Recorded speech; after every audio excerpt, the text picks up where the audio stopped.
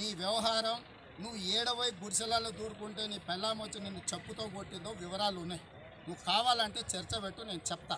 మూడోది, నీ కుటుంబానికి ఏదో పెద్ద చరిత్ర ఉందని చెప్తున్నావు. బోసిడీకే రా నా ఊరికి. నేను ఎక్కడ సంపాదించినావు? మా తాతలు ముత్తాతలు 2000 ఎకరాల భూస్వాములు. మా నాయన పోలీస్ పటేల్, మా తాత పోలీస్ పటేల్, మా ముత్తాత పోలీస్ పటేల్. నిజ నిర్ధారణ కమిటీ అయ్యి నీ తాతలు నీ ముత్తాతలు ఏం బీకినరో ఏం పొడిచినరో, నా తాతలు నా ముత్తాతలు నా తండ్రి ఏం చేసినరో ఒక్కసారి మా గ్రామానికి వెళ్తే, కొండారెడ్డిపల్లి గ్రామం, ఒంగూరు మండలము, అచ్చంపేట నియోజకవర్గం నా ఊరు. నిజ నిర్ధారణ కమిటీ అయ్యి యనుమల నరసింహారెడ్డి, యనుమల కిష్టారెడ్డి, యనుమల పెద్దారెడ్డి, మా ముత్తాతల నుంచి మాకు ఎన్ని వేల ఎకరాల భూమి ఉండే. మా నాయన పోలీస్ పటేల్, మా తాత పోలీస్ పటేల్, మా ముత్తాత పోలీస్ పటేల్. మేము భూస్వాములుగా బతికినాను. నేను పార్టీ కార్యకర్తగా గోడల మీద రాతలు రాసి పైకి వచ్చాను. బోసిడీకే నీలాక కేసీఆర్ బూట్లు నాకు రాలేదురా. నేను కేసీఆర్ బూట్లు నాకపోతే సంక నాకు. కానీ నీకు ప్రజలు ఓటేసినప్పుడు ప్రజలకు జవాబుదారీతనంగా ఉండమని చెప్పిన. నువ్వు ప్రెస్ మీట్ పెట్టి పక్కన 2-3 పిచ్చకుంట్లను పెట్టుకొని ఆ పిచ్చకుంట్ల నాయళ్ళ ముందల నన్ను అరే ఒరే అని మైకుల ముందర మాట్లాడిపోతే కాదురా. నీ ఊరికి రమ్మంటావు, ఆవంచకు వస్తా, జడ్చర్ల చౌరస్తకు రావాలన్నా వస్తా. బోసిడీకే నువ్వు రా.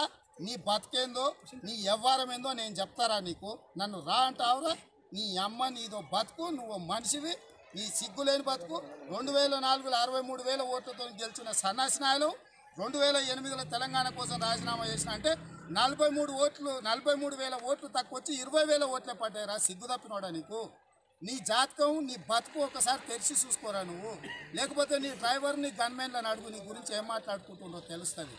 మర్యాదగా మాట్లాడితే మర్యాదగా మాట్లాడు లక్ష్మారెడ్డి. మర్యాదగా మాట్లాడకపోతే ఎట్లా మాట్లాడాలనో నాకు తెలుసు.